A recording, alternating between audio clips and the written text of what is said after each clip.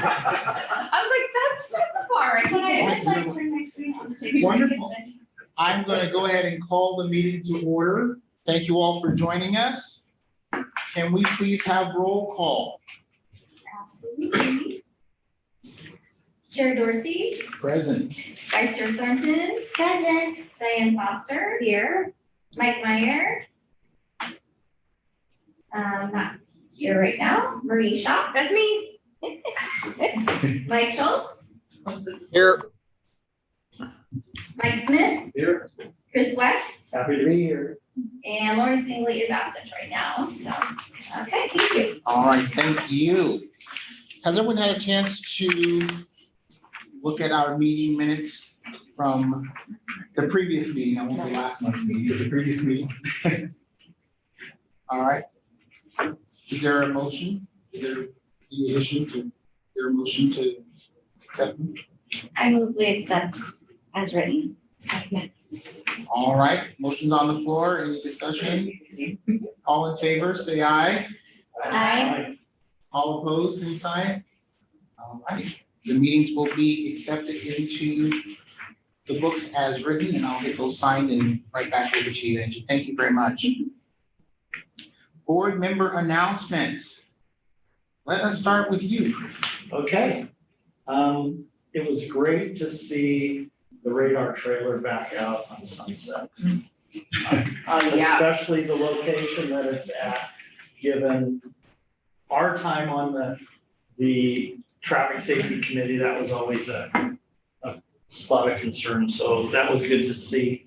The other thing I wanted to mention, it's always great to acknowledge the job your staff's doing, Chief, on social media. And the only thing, and I think we're gonna cover it under business, we're all getting told weekly the amount of calls and stuff that your staff's going out on. And I was talking at work with one of my colleagues that also lives in town, and we were wondering, has the activity gone up or down? What's the trend? Because we're seeing numbers of how many interactions you're having each week and stuff, but it would be nice for a reference, and I'm assuming maybe that's what C is. Okay, all right, cool. And then the last thing, I always hate to be second to Tiger, but when I see Tiger posting on Facebook that they just finished their Citizens Police Academy, it really frustrates me, and I'd like us to get that back on the agenda. Apparently I missed that. Yeah, so anyway. You're not competitive at all. No. All right, we'll just go on down the line, okay? Well, similar to what Chris said, I actually was going to just compliment the social media and the sharing of the activity in the police department. That's been really good because it seems like it's getting a lot of positive reaction from the community. And particularly the SRO updates are really good, and the parents in Sherwood seem like they're really responding, particularly in the high school space, but across even high school, middle school, and younger to the SRO updates. And they're long and they give a lot of information, but it still seems like there is a lot of good feedback from those posts.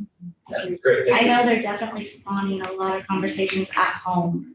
People are saying, I talked with my kids about this, which is, regardless of what age your children are, I think is fantastic. right, great. And really good topics. Mhm. You know, we live in Sherwood and a lot of people think, oh, those things don't happen here. So it's really good that it's very specific without getting too specific, but to say these things are happening here in Sherwood. So I think that they've been really well received.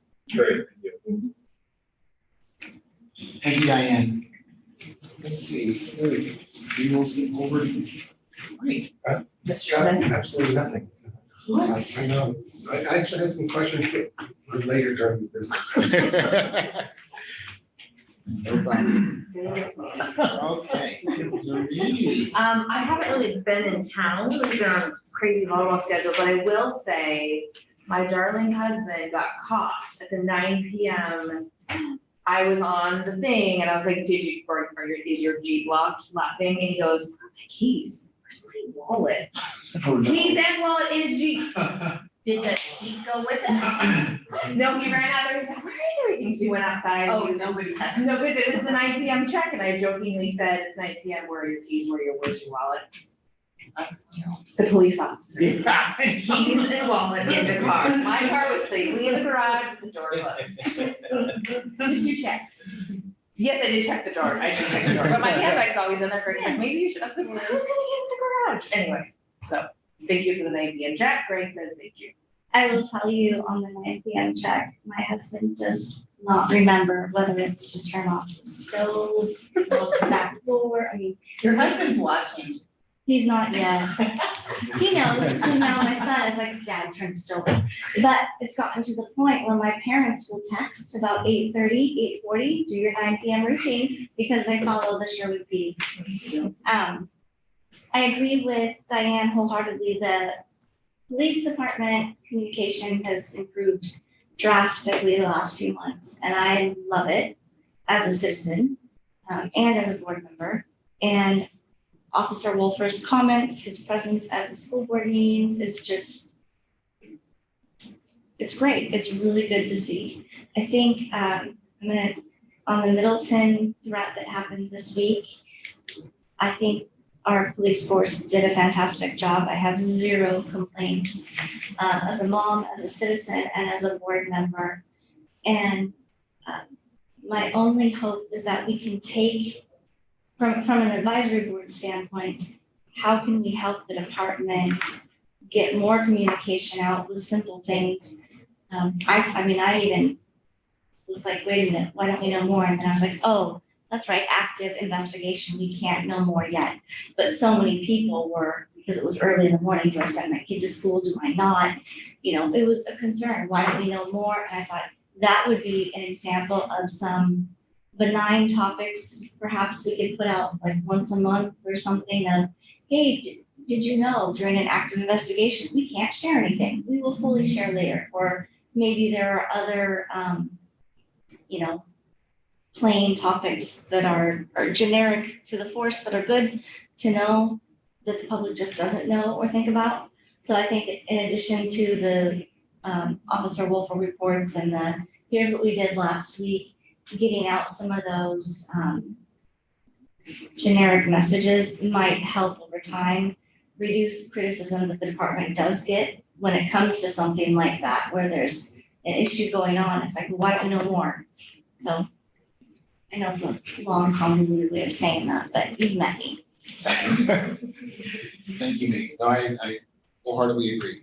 Oh, and one thing I found interesting, because of at the Middleton event, my husband and I were talking, he's a prior teacher, and I was like, we gotta get Parker home. I mean, I'm really nervous about this. And he goes, of all the days for him to be in school, today is the safest, because they are locked down and the police are there and they know what's going on. It's gonna hit the fan tomorrow because there's no more, police presence like that. That just broke my heart. Thinking that's how every day is. We just don't realize it. So let's get 100 officers just around every school every day. Thank you. Great. Mike Schultz, we're gonna jump over to you. Can you hear me okay? Oh, yeah. No. Hi, guys. Sorry I can't be there. I got called into work today, so I don't have anything to report, but hopefully that you can hear me, and this will be a way that we can do the meeting when we can attend in person. Yeah. Thank you. Brian, may I have a go back? No. Because Marie shamed me. Well, I'll just say, Mike. This is something that the traffic safety committee, I think, should be aware of. I had my first traffic accident in 25 years. Oh. I got rear-ended by a 92-year-old driver in the Ackerley parking lot. Oh. So you can put that down as a hot spot. Yeah. How fast were you going? Are you okay? I'm still kind of processing. Okay. Yeah. It reminds me of that. How fast were they going? Yeah, that's right. He was going, he didn't even look, he just went, boom. Oh. Yeah, so He's older and he has more insurance.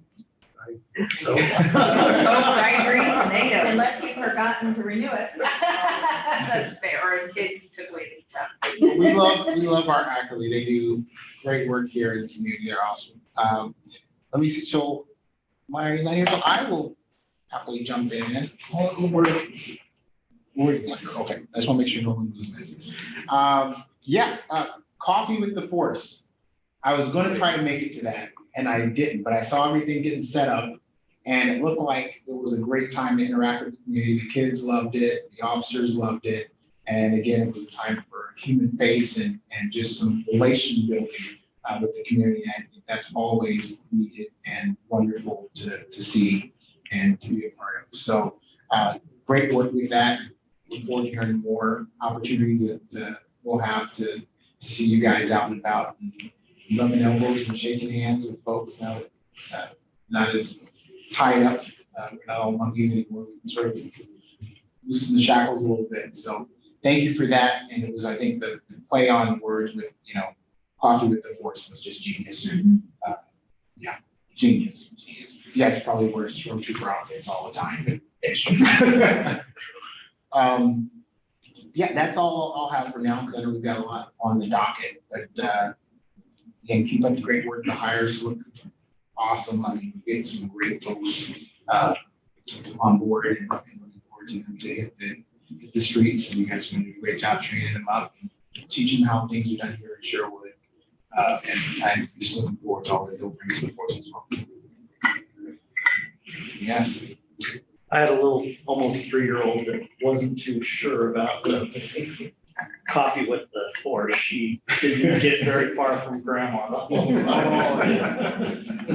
she is koala bear. Well, the little Yoda, I mean, adorable. All right, we'll jump into some business here. We have got some term expirations happening, and we just want to go around and see where the individuals whose terms are expiring stand if they want to re-up. I'll start off. My name is on that list, and I would like to continue. I humbly ask to continue as your chair if you'll have me on the board. We have to motion that, or you just say right heads and say We say yes? done. No. We say check. All right, so yes, I would like. There's a small process. I think we need a stamp. Where's the stamp? That's, we do that in June, right, the chair and stuff. Or do we do it? Right, yeah, I'm pretty sure that we would do July that 1, Yeah. So we have, maybe next month. Yeah, we can talk about you staying on. Yeah, okay.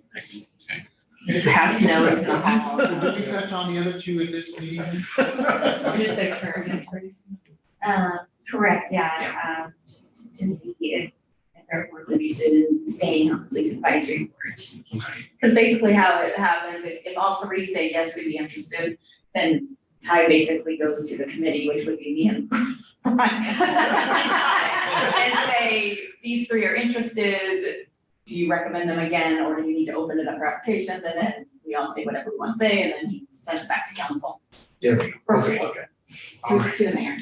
Perfect. So we have heard from all of the parties involved. And Did so you say you wanted to come back?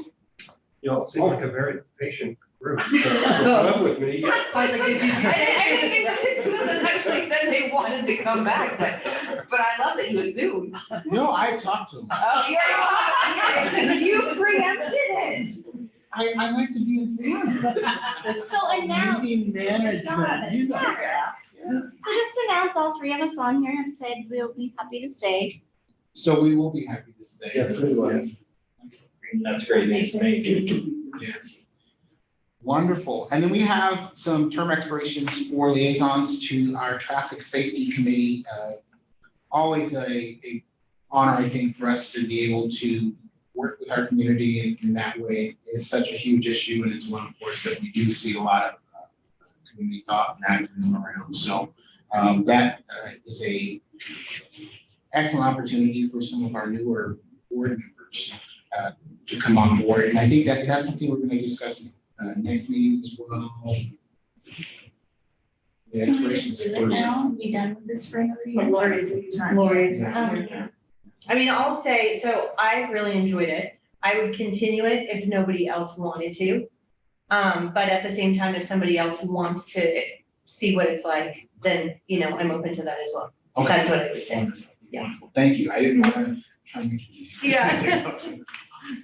All right, wonderful. So we heard from one, so we will need to hear from Lori to determine if we will be. You didn't ask her whether a meeting was. Oh, no, I didn't. No get meeting to- minutes.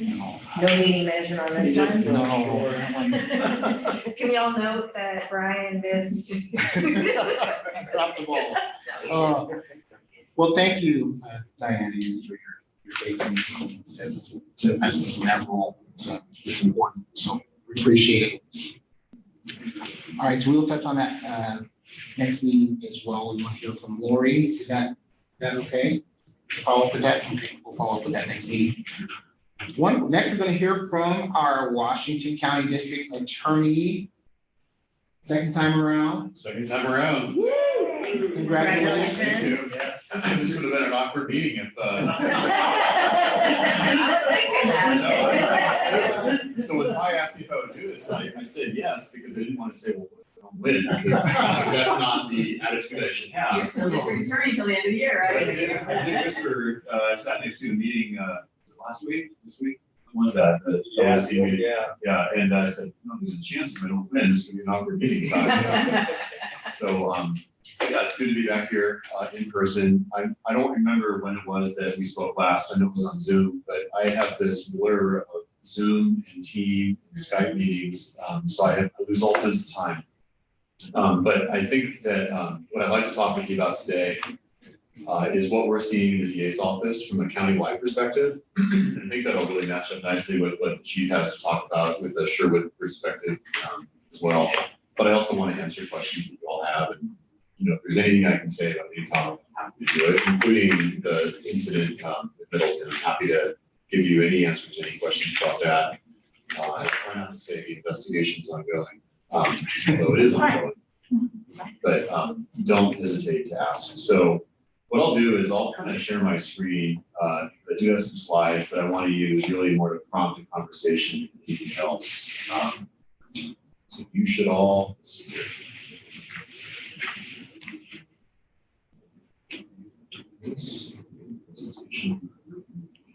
All right.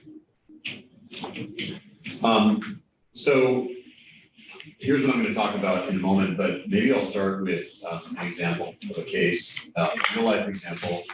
And you'll have to interrupt me if I told the story the last time I was here, please someone interrupt me, but the week before Christmas, this past Christmas, there was a woman in Sherwood who lives in the neighborhood around the Bridges Elementary School, which is just down the street from my house. And she was up at about 1 a.m. Have I told you the story before? You may have heard I this. think I've heard of it, probably not here. So she was up at about 1 a.m. and any guesses what she was doing the week before Christmas? Wrapping presents. She's doing what we all say every year. I'm not going to stay up so late to do this, but she was wrapping presents. Everyone else in the house was asleep. The phone buzzed. It was next to her on the table. She looked at it, and there was they have these cameras outside, like many of us do, Ring or Arlo. And what she saw was there's a man actively trying to break into her house, into the side door to her garage. So she does what any one of us would do. She immediately uses that phone to call 911. And then she yells up, wakes up her husband, and Sherwood PD is there in less than 2 minutes. So exactly what you'd expect from the police department to respond. They initiate a dog track to search the neighborhood, they find the suspect, they take him into custody. Perfect execution of what should happen with our local police department. What was he doing earlier that night? There you go. So you heard the story. So, Good job, Kim, way to I know, right? throw it out Quite the there. plan. So that's not the end of the story. So the story, remember, that's 1 a.m. The interesting thing about this is 11 p.m. that same evening, that same man walked up the street from a homeless encampment in Portland and took a brick and threw it through the basement level window of a home. Very nice home, you know, in kind of the northwest area of Portland. And broke into that house, and everyone in that house was asleep except for a little girl. I think she was about 8 or 9 upstairs in her bed. She was up reading at night, like my kids do. with the lights on, and everyone else, as I said, is asleep. So she actually hears all of this happen. She knows that there's somebody in her house, but she's too scared to get up out of bed, walk across the hallway, and wake up her mom and dad. So she just kind of sits there and listens to it all. She rummages around downstairs and, kind of goes through the family's things, and then actually starts walking up the stairs up to where everyone's asleep, except for her. Luckily, he bumps into something that was hanging on the wall. I think it was over Ethan, and falls down, makes a big noise. The dad gets up out of bed, thinking that one of his kids is out of bed. And he confronts the strange man in the upstairs hallway of their home. And so obviously, it could have gone very poorly at that point. But luckily, that man turns and runs. So he runs downstairs. He'd already grabbed the keys to the car, to the family car that was parked in the driveway. Gets in the car and gets out of there. For whatever reason, ends up driving south and then ending up in Sherwood, of all places, right? And decides to try again because my mom. And decides to try again. So Like Tom's charm. that family did the same thing that the woman in Sherwood did, which is they called 911. Except they were on hold for 10 minutes before the dispatcher said 911, what's your emergency? So the reason I tell that story is it truly is a tale of two cities where you have two different responses. And it's an example of how we, I think luckily, are blessed to live in a community where things are working, and then we've obviously seen things struggle in Portland as well. So to me, that kind of sets the stage at what we're dealing with right now. And when I think about what are the big issues that are facing us here in Washington County, to me, it comes down to the three things that I put on the screen there. It's funding, addiction, and work. Those are the three. You had to ask me what are the three biggest challenges. Those are the three things I would tell you about. And you do hear people in the public safety sphere, especially in Portland, say, well, this is caused by the pandemic. And I'll tell you right now, none of what I'm going to say is caused by the pandemic. All of it's exacerbated by it. No doubt about that. Like pouring gasoline on the fire, that's for sure. The fire existed, separate from the pandemic. I do want to share with you. I'm just gonna interrupt. Can we get these slides? Oh, sure. Yeah. I don't want Don't feel the need to take notes. I'll email it. You can have them all. So I don't want to just be doom and gloom. I want to share with you some good news as well. And there's really a lot to be proud of in Washington County. So, just looking at the crime stats alone, if you look at our combined property and violent crime statistics, you'll see the numbers that are on the screen. So we are the safest large county in Oregon. So if you look at the 5 most populous counties, Washington County is the safest with the lowest crime stats, 30% lower than the state average, and then 50% lower than Oklahoma County. And then, as you see on the right, there's some other details for you in terms of we have safe cities within the county. Sherwood is one of the safest cities. Our homicide rate is significantly lower than Oklahoma County. So those are all good things. There's also some good things about how we accomplish that. So it's not just people say, "Oh, tough on crime." To me, it's a mixture of things. It's a balance. So yes, we need to be tough on crime. There's a time and a place for that, in my opinion. But we also have to pursue and look at ways we can reform and do things better and responsibly reform. So, and here are some examples of how we've been trying to accomplish that over the years. So we have what are known as specialty and treatment courts. These are things like a drug court or mental health court or veterans treatment court. We have a special court if you're a parent dealing with an addiction issue, so that if you do commit a crime, the last thing we want to do as a parent is put you in prison and have your kids go to foster care. We don't want that, because that doesn't solve the problem. It actually creates a second problem, right? So we have a special program called Family Sentencing Alternative Program, where parents can have an alternate route where hopefully we can address the underlying addiction issue. And that's just one example of many different types of these programs that we have. They are resource intensive. It takes a lot of resources, people power and money, and treatment, and court time to do it. But if we could operate even more of these, we could double the number of these things that we have, we would really have great results. We have programs too that we're working to address trauma with younger people, kids, and young adults. That's this initiative called Family Peace Center. I could spend an hour talking to you just about that, and I'm not gonna, but I just want to emphasize that we're moving in that direction, trying to address what's called ACEs, adverse childhood experiences, that we think will pay some dividends. We are efficient. in terms of how we do it. I think Washington County generally does more with less. So our office and the DA's office were basically half the size, a little bit over half the size of the DA's office in Multnomah County, but we're a busier office than they are, which is surprising because you wouldn't think there's more crime here, there isn't, but we are more aggressive at dealing with the crime than in Multnomah County, just based on the numbers. So, Can I ask a question? oh yeah, In your story, you said it took 10 minutes for yes. the other They were dispatch? Thank you. Is that just because they're so overwhelmed? Is that everyone was in the restroom? What, I'm going, okay, 10 minutes, I would think that you would have, if you know that like that's a systemic problem, there'd be more, I'm thinking like a call center, right? You realize your average wait time is over 30 seconds, you're gonna get more people in there. Is it that type of issue? Was it an anomaly for the night? It's not an anomaly. I don't know the inner workings of the Multnomah County public safety system and why it is that they are not able to answer those 911 calls faster. I do know it's kind of a well-documented issue that they're dealing with. There's story after story of people calling and not being able to get to So it's the standard. operator with, it happens in Washington County too. I don't want to say we're perfect, they're not. But not whole times like that for 10 minutes, but there are times where the dispatchers are busy and there's only a finite number of dispatchers. So, I want to talk a little bit about those three challenges that I mentioned as well. I won't have time to dive into details on every single PowerPoint slide because I want to leave time for the conversation, but I do want to talk about funding. And there's plenty of examples I can give you where we have some funding and resource challenges, but one of them is the jail. And here's why the jail matters. We have the second smallest jail per capita in the state, built in 1999 at a time when the county was 2/3 its current population. Washington County, just think about traffic.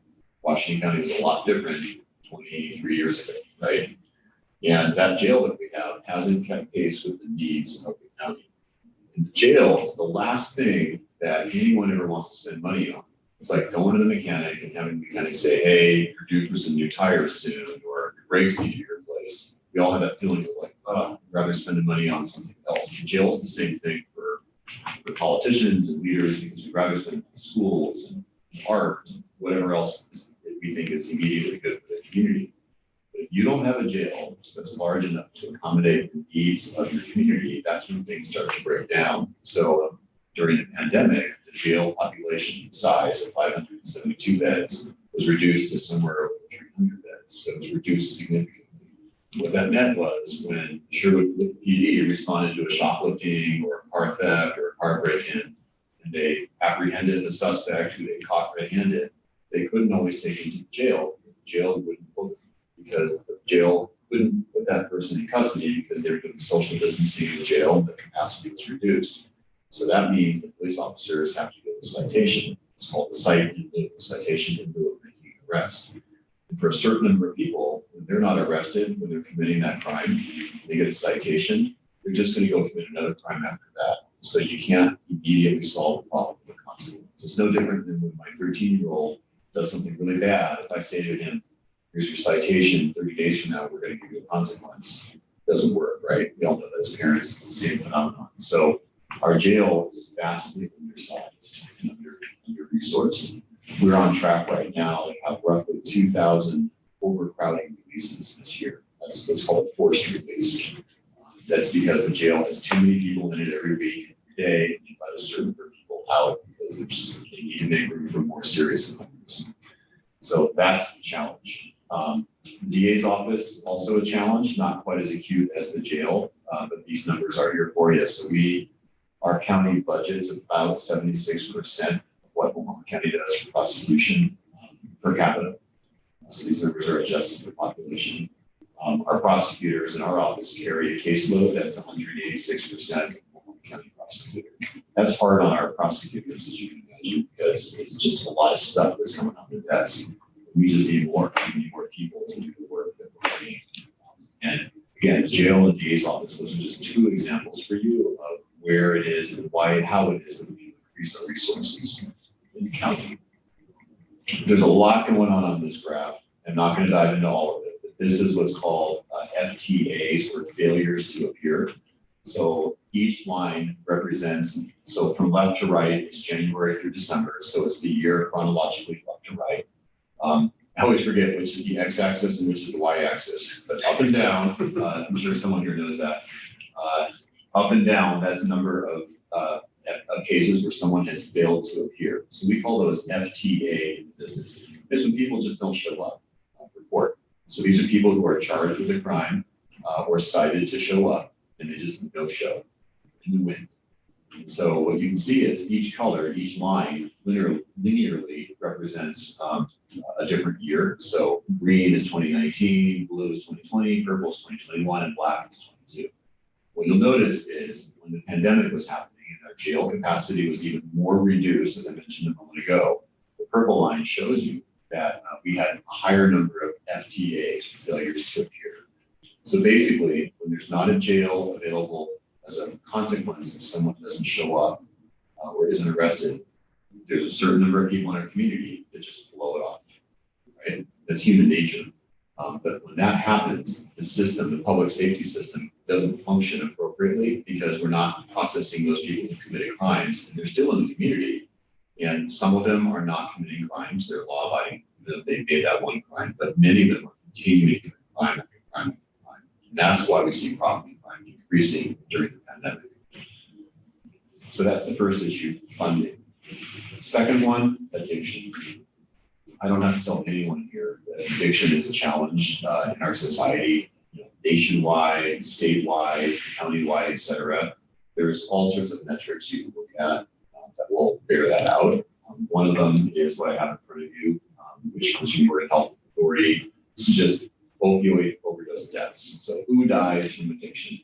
And different colors represent different years. And this one was last updated in looks like late or mid 2021. So, but what you can see is blue is 19, orange is 20, yellow is 2021. Overdose deaths are increasing. What's happening is meth and heroin are the main driver of this. So heroin kills quickly, meth kills slowly. They both create overdose death situations. You can look at it too with who's dying, and you can see that it's disproportionate in terms of it's not equal in terms of who's impacted by overdose deaths. There are people who are historically marginalized or come from communities that have been historically marginalized that are disproportionately impacted by the overdose death situation. These are unintentional drug overdoses. Quick question. Yeah. How are we tracking fentanyl and all this? I know they say, can we cut and add it to the different drugs? Do we have a line item on that at all at this point? I don't have that, but I know that Oregon Health Authority would have it. I just don't have it in this. But fentanyl or any of the other drugs that cause the overdose are these aggregate numbers that I have here. Right? But yeah, that is an increasing problem, and it's incredibly dangerous. I mean, your officers carry our, I'm sure. Have you had anyone who's had a fentanyl exposure? I think we have, yeah. Yeah, I know the sheriff's office has. Like 100. It's been one or two maybe, but obviously we first started carrying it for heroin. And we've deployed it several times for that application. Okay. And I wanted to say that we've had at least one, maybe not. You guys would. Otherwise I'd ask them. I looked at the veterans over there. It's on your exam. Right. What's AI? Yeah. Oh, boy, I knew someone would ask me that. It's it's like American Indian and Alaskan Native, I think. So non-Hispanic, American Indian, Alaskan Native. Got it. Wow. And then Asian and Pacific Islander. Asian and Pacific Yeah. Islander, that's right. So again, the purpose of this graph, the takeaway for me is, there is that disproportionality in terms of who's being impacted. And this is not overdoses, this is overdose deaths. Yeah. If you look at overdoses, the number is much higher. This is just people who have the overdose and they also died from the Oregon Health Authority. And you can see the source of it. And this is just Oregon, Oregon. Yeah, Oregon Okay. only. Cool. Yep, and it's all online, so it's all open source stuff. So why is it happening? I want to spend some time talking about ballot measure 110. And I will tell you, it's not happening only because of ballot measure 110. That is not the singular cause. In fact, I will tell you, doing this work for quite a long time. Very rarely is there a singular cause of a problem, or very rarely is there a singular person who's responsible for it. There's usually a multitude of factors that play into it. However, ballot measure 110, in my opinion, just made a really tough situation even tougher. So it was titled the Drug Treatment and Recovery Act. Most people voted for it. Overwhelming majority of people voted for it. But what I suspect most people didn't realize is that it essentially decriminalized the possession of user amounts of these drugs with the promise that there would be increased treatment. And we just haven't seen that promise bear fruit. And so, if I were to, I'm not telling you the war on drugs has been successful or is where things ought to be, because the war on drugs has not been successful. But unfortunately, in our system that we have, the only bridge we have to treatment for many people who are using these incredibly addictive drugs, meth and heroin, the only bridge we had to treatment really was the criminal justice system. If Chief Hamlin walks down the street and sees me injecting heroin in my arm in 2019, he would arrest me, take me to jail. I would be released by the jail probably within a day or two, because they don't hold people for that type of crime. I would be charged with a crime by my office, and I would be given a choice, basically plead guilty or go to trial. But in either one, the ultimate result would be forced to undergo drug treatment and drug therapy. Wouldn't go to prison, because it's impossible to go to prison in Oregon. It has been for 30-something years for simply possessing user level number of drugs. If you're a drug dealer or manufacturer, then you can be sentenced to prison, but not a user. But basically forced into treatment. Forcing people into treatment doesn't always work.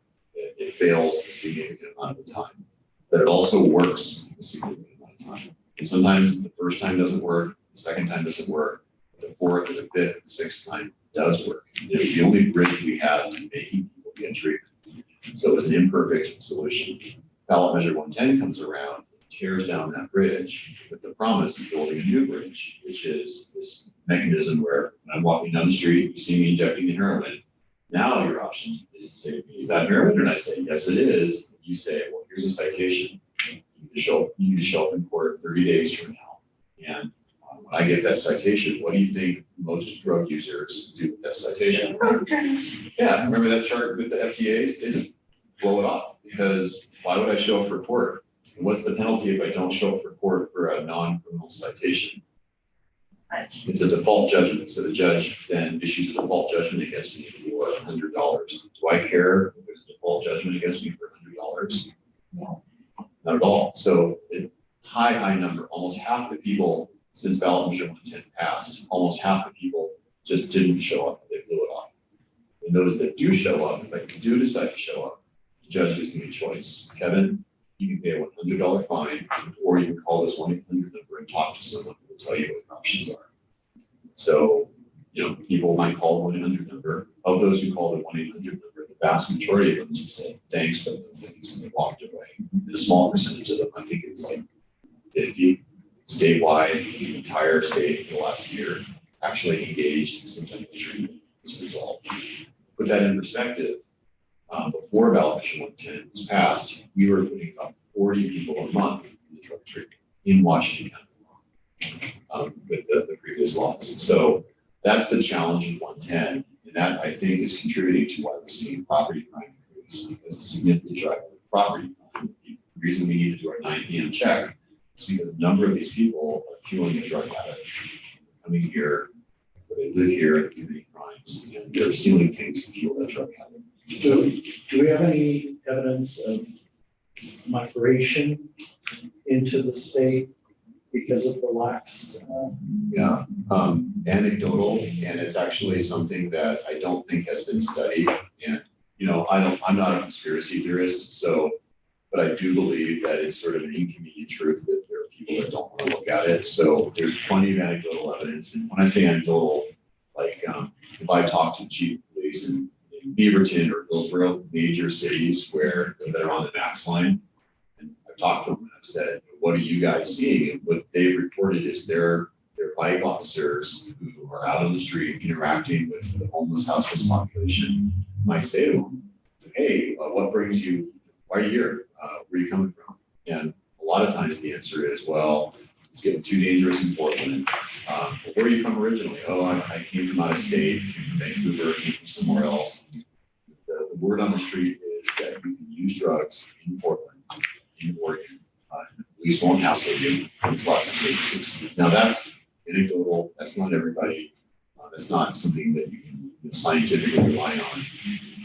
The reason I mentioned the homeless houseless connection is a significant number of people that we see that are in that homeless houseless category are also dealing with addiction and mental health issues. So there's so much crossover and overlap in a lot of these challenges.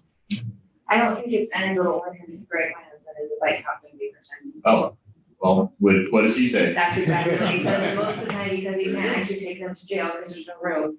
He sadly gives them the max ticket, puts them on the max and says, go back to work. Right. Because that's his only option. He has no other option that people are screaming and the poor Tremont bus drivers are like, you're putting this guy on this bus. You're like, Yep. There's nothing else he has. He can't do anything else. Yeah, so it's incredibly frustrating. It's super frustrating for everybody. Yeah, and they have pamphlets. Here's your pamphlet. Would you like to go to drug rehab? The answers, I'm sure you can imagine what they do. It's not usually no thank you, sir. No, That is It's usually a lot and we'll just leave it there, so. That's a really good segue to the third leg on my three-legged stool of what are we seeing? And that's Portland. And so there's a lot going on the screen. You probably can't read all of it from where you're sitting. Maybe your eyes are better than mine. But what I did, I got curious. Well, who are we prosecuting today that's from Portland? How does that compare with who we're prosecuting 3 years ago? And are we seeing any increases? In other words, are there more people from Portland, from Multnomah County, coming into Washington County to commit crimes today than there were 3 years ago, back in 2019? The answer is in these categories, absolutely. So burglary, robbery, unlawful entry into a motor vehicle is car break-in, unlawful use of a vehicle is car theft, and then firearms offense is a broad category to capture crimes committed with firearms involved. And you can see the numbers speak for themselves, but we see increases across the board in these. So people breaking into your car, 85% increase in 2019. People stealing your car, I can't read that from Graham, but there is 35% increase. Firearms offense, almost 140%, et cetera. And this matches up with the anecdotal evidence that we're seeing as well. So for example, double murder at Embassy Suites a week and a half, 2 weeks ago. You read about it in the news from Portland. Yeah. Significant criminal element coming into Washington County from Portland. Now, not everything. We have lots of crime here, don't get me wrong, because we also had, we've had 3 murders in the last 2 or 3 weeks. We had a roommate, housemate on housemate murder in Beaverton. That's Washington County. We had a terrible, terrible deal with a 13-year-old Conestoga middle school student by Progress Ridge, Washington County. So we have plenty of crime. We don't need any extra from out of county either, and we're seeing more of it. Hot So spots how are about, like, so I look at this and I go, okay, 2019, is that the year because, everyone in any, whether it's schools, whether it's police, we're talking about 2019, 2020, 21, that's because it's our most recent 3 years, I get that. But 2020 and 2021 were anomaly years, to be understated.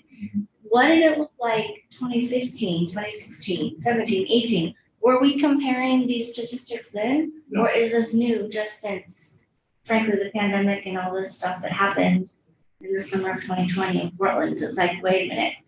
I don't want to vilify one city over another. I don't think you're doing that. No, I don't. Please don't misunderstand that.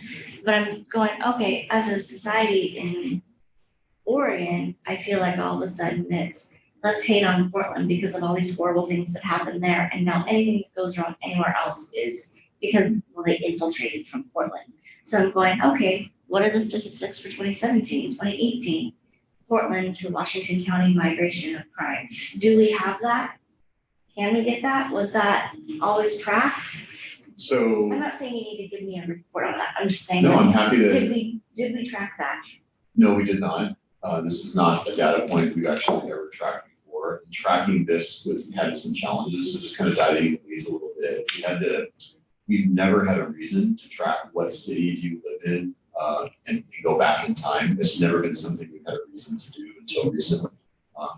So what we did was we do track, we have the home address of everybody that we prosecute because it's on their driver's license, and we know where they live.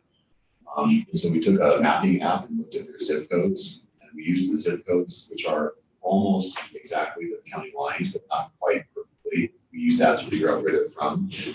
It's hard to go back in time because the data gets less reliable the farther back we go for a couple of reasons. One of them is our DA's office software tracks your current address. So let's say you committed a crime in 2015, 16, 17, 18, 20, so the last 5 years. Your name, if you pull up Joe Schmo, it'll show Joe Schmo's committing those crimes, but it'll have his current address. So if they go back in time, it won't show that in 2015 he lived in a different city. It'll just show this is where he lives, but he committed the crime back then. So the farther back we go as people move around, is less reliable. The reason I picked 2019 is it also, our office has more reliable data more recently because we changed some of the software systems that we were using. 2019 is the last normal year that we have. That's how I call it, because in 2020, we all know what happens. 2019, in my mind, is a normal year. And then 22 and 21 and 20 are not normal years. So there's limitations on the data, but it does match with the anecdotal information I have as well. Again, don't want to vilify a city, but I'll tell you right now, it's a significant challenge that we're seeing. So is it something that you just decided in 2019, we should start tracking this to see where people live that commit the crimes? No, I decided in 2021, so basically last fall, to start looking at this and what can we do. We went back to 2019. We had the data, we had a new system that you implemented in 19 that helped you with the data. It's basically a new process of collecting the data in 2019 that we didn't really have prior to. So then in 2021, it was, well, we have 2 full years now, let's go and start figuring this out. Yeah, I mean, it'll be interesting to track this as we go forward, but we have only what I was able to get essentially. Okay, thanks, that makes sense. Yeah. Again, car thefts are another example of what we're seeing. And I don't want to completely just stomp on Portland, but I'm gonna a little bit because the number of cars that are stolen is astronomical. I always tell the story, I don't know if it's or not, but does anyone know that Ty's car was stolen? Oh, anyone on social media? And found where? Portland. And then it was also stolen again and found where? Well, it's recovered in Vancouver, stolen in Portland. Was your Not gun, locked cell your phone, and You you were don't the have much, 9 but I have it all on video, they was good. Wow. It was before 9 PM, so you. The other thing is when you get from hearing from some family members of spouses that report PD, like there's a slow car, you don't even bother calling the police. And then you have time to even come out and take a report, really. So I wanted to spend a little bit of time talking about what's happening in Portland. And so we actually have some data that I think you find interesting. So what you see in front of you is a chart. It's basically a big X. And the blue line represents car thefts. Now, here's why car thefts are important. There's only 2 crimes that are reliably almost always reported. Anyone know what they are? Car thefts, There's one of them, yeah. break-ins. Murder. Yeah, because when there's a dead body, that's almost always reported, right? And when there's a stolen car, I've tried it. that's almost always reported.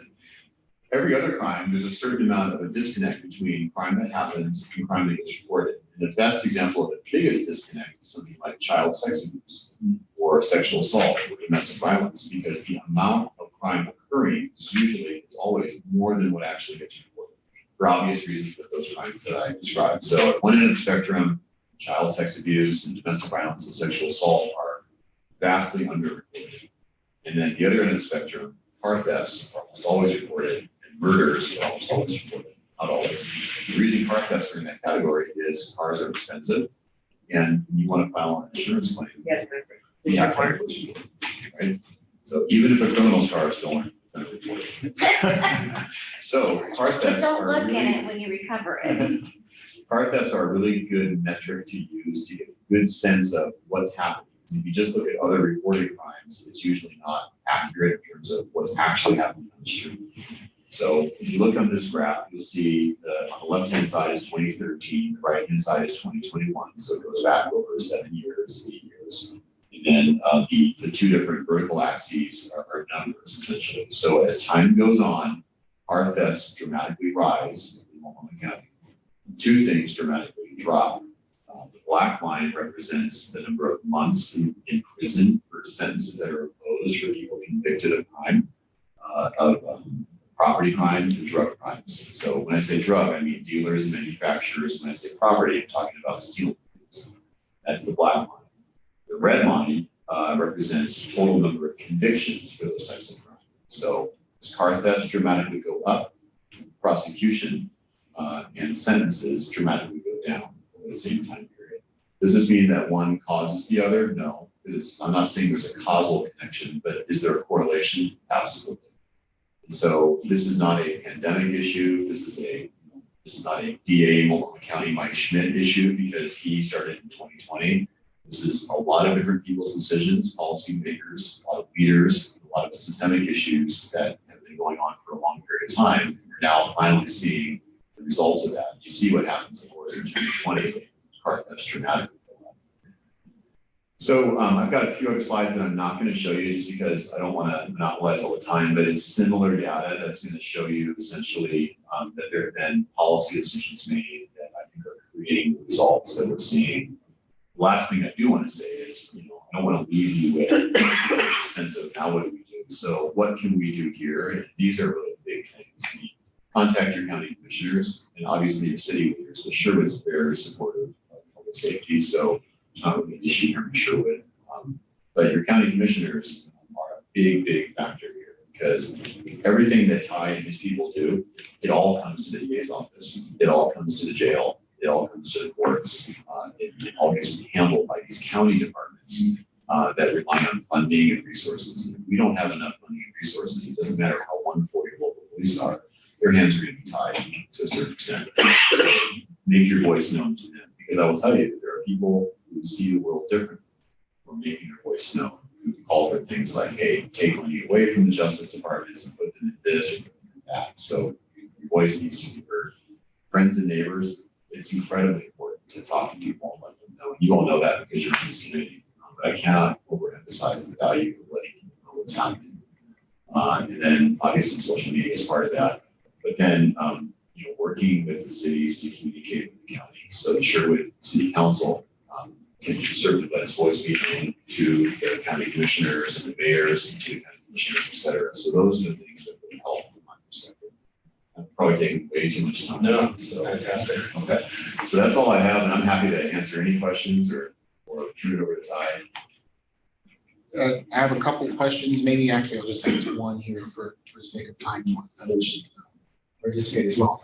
With the middle school, and it's something that I've seen, I know some counties do show when people are checked into the jail and fingerprinted, they'll show their mugshot and that is published. Mm-hmm. Is there a reason why you don't, or why we've seen that some counties do that? And I think it's been very helpful, for the community members to sort of know. Yeah, What's going on. I think the law changed on that is the issue. Yeah, just last year. So it used to be that the mugshots were more publicly available, and there was a change in the state law that essentially limited the circumstances when someone's mugshot could be released. Okay. And I think it, Look for. well, you remember the You have been looking for Chris's mugshot? No. you got this balance you have to strike, right? Presumption of innocence, and there's, believe it or not, there's like a cottage industry that will essentially ransom mugshots to people and say, hey, your mugshot's out there, and you can pay us $1,000 and we'll take it off. So there's some people who use the system, but the other end of the spectrum, you've got community members who want to know, well, what's this person look like? So there can be a push and a pull there. The law did change. I think a lot of it was during the last couple of years in Portland, people were basically doxing people. They would pull their mugshots and then put their address and phone number and put it all out on social media of people who've been arrested, no matter what side you were on, whatever the situation was down there. And it was just, I think, causing even more trouble. That's my opinion. So on KXL today, I heard another one of those great stats that Oregon's leading in. And it was the number of registered sex offenders per capita. We're number one, Montana's 2, and Arkansas's 3. And I guess we've been number one for a long time. And my question is it because we do a better job of keeping people registered, or we're prosecuting people more successfully and getting those offenders on the register, or what is it? But it's kind of like being the lowest in graduation rates like we've been in the past. When I heard that and knew I was coming here and you were gonna be here, I had to ask. Boy, I don't know the answer to that. I mean, I can tell you in Washington County, we very aggressively prosecute those crimes. And so I think we do a better job than a lot of other places. That's kind of a personal thing for me because before I was the DA, those were the types of crimes I primarily worked on with kids. And so that's been a huge emphasis for us and still remains. The thing about sex offenders, a lot of people think you can look up a sex offender where they live, and you cannot. You can look up some types of sex offenders who are designated as predatory sex offenders. The vast majority of people convicted of sex crimes are actually not publicly available for you to see where they live, even if you look on a website. There's a benefit of having them registered. I do think we generally, as a state, do a pretty good job at making them registered and tracking them. So the sheriff's office has a team that actually goes out and checks on sex offenders proactively. Hey, Joe, have you registered? You're supposed to register every year on your birthday. When you move, change employment. So they'll go check on them. Are you actually living where you say you're living? And the good news is, from the reports I've received from the sheriff's office, the sex offenders they check on, by and large, are registering and they're living where they're supposed to live. So the system, I think, is working. Why there are more of them here, I don't have an answer for it. Maybe it's because they're actually getting registered versus not being caught, or maybe other states don't have the system, something like that. I mean, once we start tracking anything and we have a system that works for the tracking of it, where we put as much information as we can, I mean, I can see why it would look horrible when it comes to something like that, because it means we're actually locating and registering. Instead of going like this. Tracking. Yeah.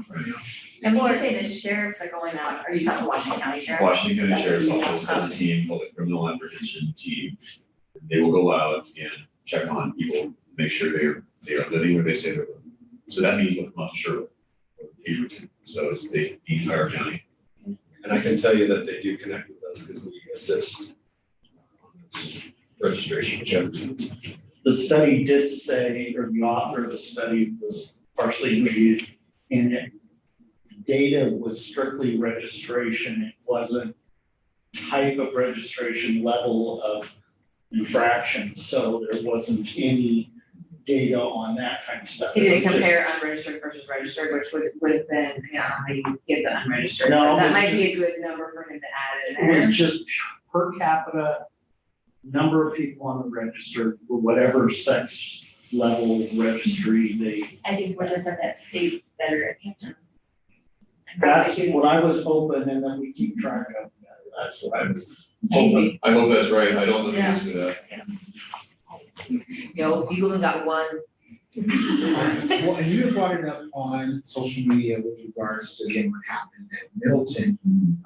For someone that threatens to do something, I don't know if it was directed at the school or an individual at school or what have you, but you said you had put forth a bill. Can you tell us a little bit about that? Absolutely. So the situation that we dealt with at Middleton, it's thankfully we don't see that a lot in Sherwood, but it's not unique. I mean, this is not the first time something like that's happened. And we've come across in the region people who made threats against schools, places of worship, et cetera. So in 2020, I reached out to Courtney Young, who's a local state rep. And oh, was she? Yeah. And so basically proposed to her, hey, I think there's a gap in the law. And the gap in the law is we don't actually have a crime that directly applies to a scenario where someone makes a threat to a school or a place of worship. What we have is this I call it the pickup truck of crimes. We have this one crime that we kind of use when no other crime really applies. It's called disorderly conduct. Disorderly conduct, or discon, is basically you have people fighting in the street, or you have people that are engaged in like loud and tumultuous behavior. That's kind of the crime that typically applies. And the reason I call it pickup truck is it's like this utility crime, just like whatever you need to do something. Generally speaking, this crime can apply. It's a misdemeanor. It's an A-level misdemeanor, and it doesn't really do much. So you don't have much oomph to the crime, if you will. The challenge with that is what you want is you want it to be able to make an arrest, hold someone in custody, and then at the end of the criminal case, you want to be able to address whatever it is that led to that person engaging in that behavior. Often we're dealing with people with mental health issues, right? Disorderly conduct, because of the low-level nature of the crime, generally speaking, there's no ability to require someone to get mental health treatment. And if you do require someone, the judge says, you need to get mental health treatment, I'm sentencing you to mental health treatment. Well, the people that make that happen are called the Community Corrections Department. It's a county department in Washington County. That's a probation officer, think of it that way. They're not funded to be able to provide supervision on those types of misdemeanors. So they don't have the resources to make it happen.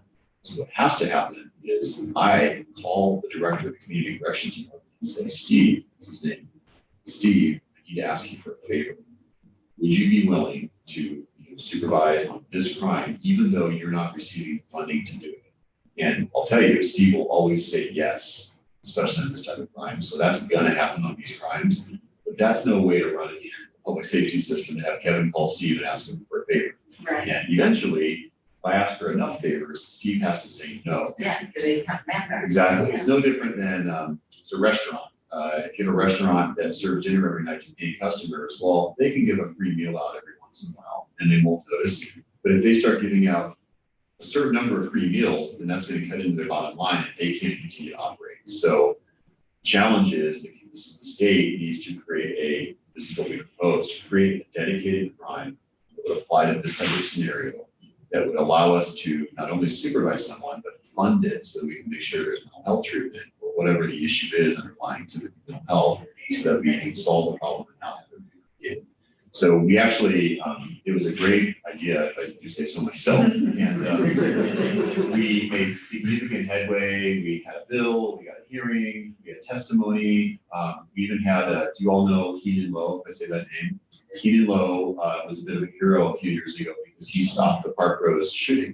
Oh, yes. That young teenage kid brought a shotgun in to Park Rose High School, and Keenan Lowe is the football coach, the assistant coach, and the video went viral. He hugs him. You guys remember that? Yeah. So he had his hero moment, right?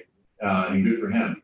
And he also supported this because it's a good idea and testified in favor of it. And it's just so frustrating. He didn't basically get anywhere. So a lot of times these bills, they die in what's called committee for various reasons. But I will tell you, the political reason is at the time, 2020, it was a sentiment of we don't want to create more crimes. And we certainly don't want to add to the school to prison pipeline, and we don't want to create felonies, and we don't want to over-police things. And so it's just died.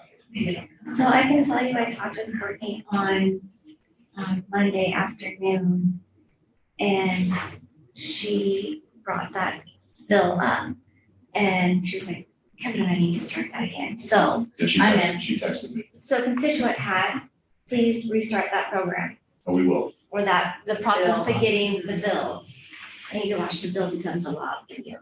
So I'm curious, if that was just a misdemeanor, how you guys could hold him on that full 50,000, right, bail? Like he didn't even have to just put the 10% up,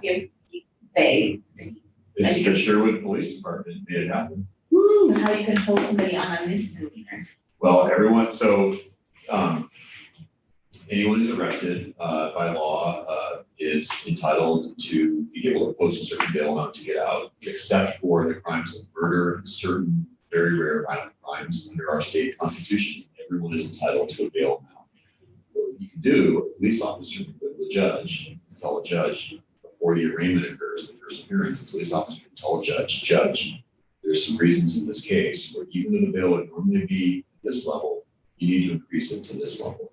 And I think that's what happened in this case. Right? So was 50,000 the cap of whatever that level was?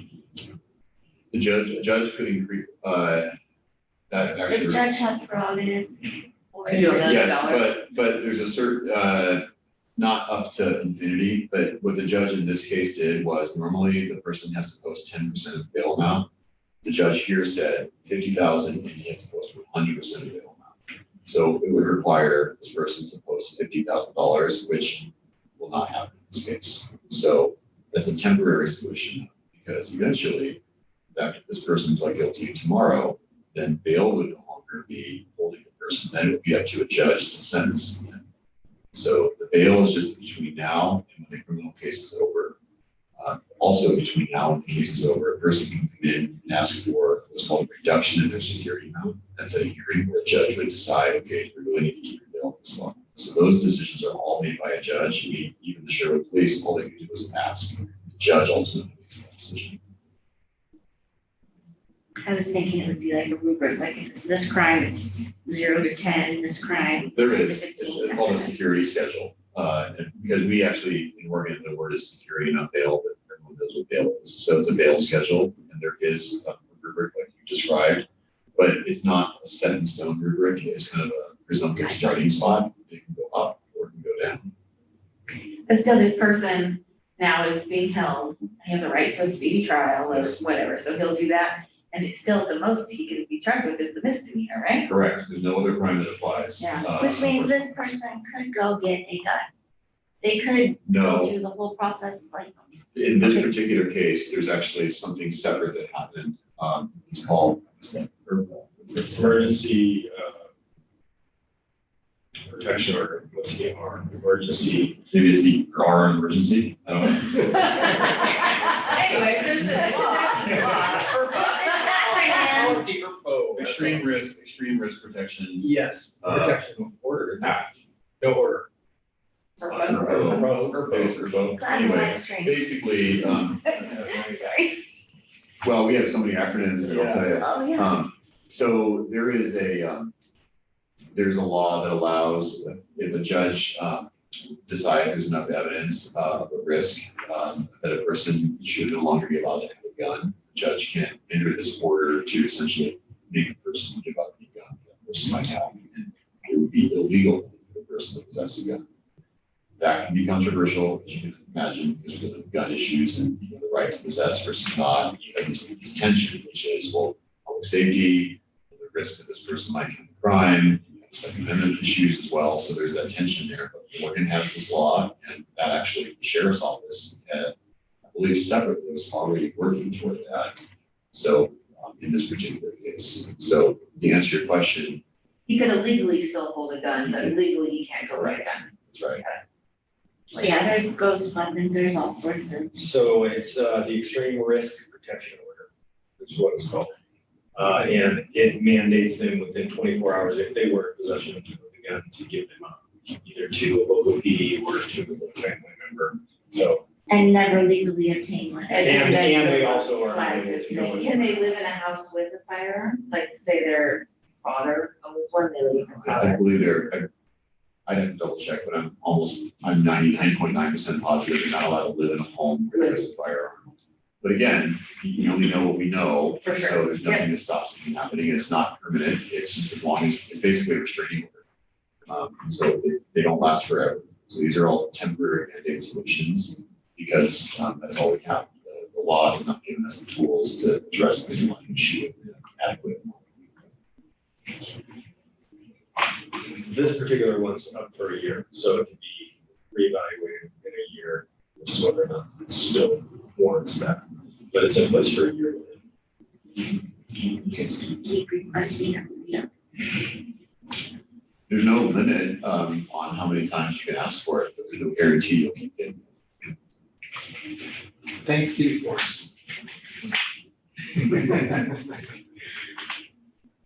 With the forced releases from jail, who determines and what determines who can be released? Great question. The sheriff runs the jail. So the sheriff's office actually has this matrix that they use along with what are called risk assessment tools. So these are scientifically validated tools that predict human behavior at risk levels. So that sounds pretty squishy, right? Because That sounds great. I know, right? Basically, they predict the future. And they do it based on a number of factors, and these are the best tools they have to do an impossible task, predicting future dangerousness. But they use those tools, and also the charge that a person's charged with in criminal history, all that stuff goes into it. And they figure out what the risk level of a person is, and use that to determine who gets forced released, who gets released from this program.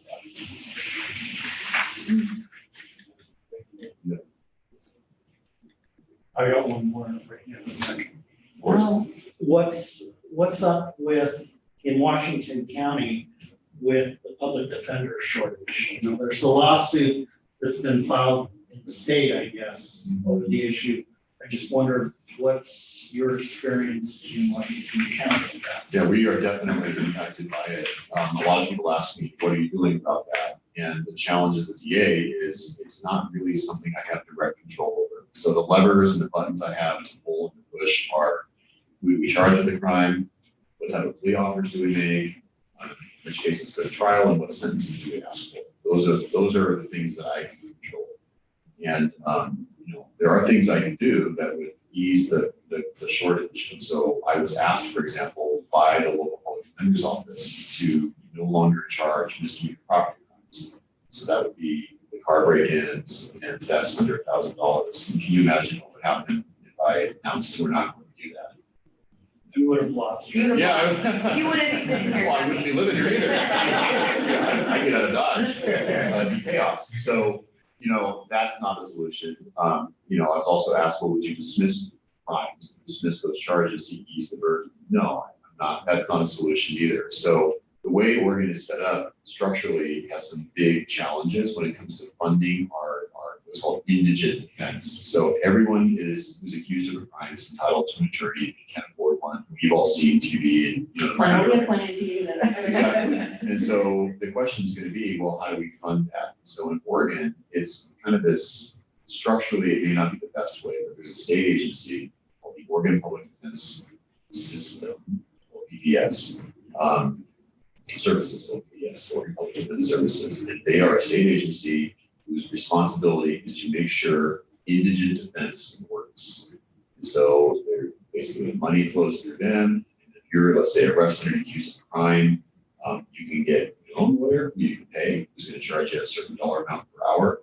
Or if you are not able to afford a lawyer, then the state agency is supposed to make sure that there is a lawyer for you who will represent you. Problem is, the state agency is not, believe it or not, the state agency is not managing this system very well. And part of that might be a number of factors: not enough attorneys, not paying them enough, and then not making sure the right attorneys are in the right counties. So there are some who say we need to hire more lawyers. I think that that's wrong. So this is kind of where you get into the minutia of it. The defense bar or the defense attorneys have said that we're going to use 1,300 more public defenders. That would bring the total public defenders to roughly 1,800 or so. That would be 4 times the number of prosecutors the state has. I don't think that's right. But I do think we need more public defenders. I just don't think we need that more. We need more money to pay them because they're not making much money. Like anything else with the supply chain issues, we all know kind of the world. So that's what's happening right now, and the state needs to fix it. There's not much we can really do. We're kind of along for the ride, unfortunately. Thanks. All right, we're gonna go ahead and move on. We are so glad to have you join us this evening. Thank you very much. Thank you. Have a beer. Community. We'll jump now to the next line of business, which is our short police department stats review. So, I don't have a really cool slide for Kevin. You're not that I technical. apparently need my game. No, I just, actually I wanted to present to you, just to piggyback kind of on the conversation that we've been having a lot over the last year or two, just the influx of really a lot of property crimes, specifically shoplifting, theft of vehicles, motor vehicle parts, you hear it wide off, catalytic converters, tires, stereos, all those things. UAMVs, robberies, is pretty regular. But But before I start, can I just segue for a moment? And I think has everybody met our two newest officers over here? I have not. So, I've asked them to come because I think this group has been kind of mysterious in the past to newer officers or even some of the longer tenured officers. And I really wanted them to kind of see what the discussion is about. The fact that you are all here as volunteers, living in the community, wanting to make a difference, wanting to be that conduit for the police department into the community and vice versa. So I'm just, one of the things I'll have all the new officers do is just come and just see it, put a face and a name to everybody. They already did this once. I'm just because I want to do it again. Just take like 30 seconds, 1 minute, just introduce yourselves and kind of how you ended up here in Sherwood. I'll start with you, Bree. Okay, so I'm Brianna Woodward. I applied back last fall. I found about the Sherwood Police Department through a friend of mine, our hero that works there. He's been in for a few years. He's been trying to get me over since maybe like 2 years ago when I was still active duty. So I can't do much now, but so that was a plan the past year and a half or so to apply for Sherwood. Finally was able to, and they opened them. Happy to be here. Here we are. Absolutely. Maybe. Thank you for your service. I'm Ross Ramos. I went to George Fox University in Newport. Was born and raised in Hawaii. Came out here obviously for college and stayed here. What led me to Sherwood is that I live in Newport, so it's kind of like Newport wasn't really hiring for entry levels, and Sherwood's another town that I've always come to and hang out in. I have a lot of friends here, so Sherwood was my best bet in Philip, and I'm very familiar with there too. So, and yeah, I graduated in social work and specifically just from George Fox because they didn't have a minor or a major in criminal justice, so I had to pack something on there. But now they do, which I would stand after. Yeah, but yeah, now I'm here and happy to be here. Thank you. So when do they go to academy and stuff like that? Yes, so these are the first two, actually, I think, David, he's gonna be going out.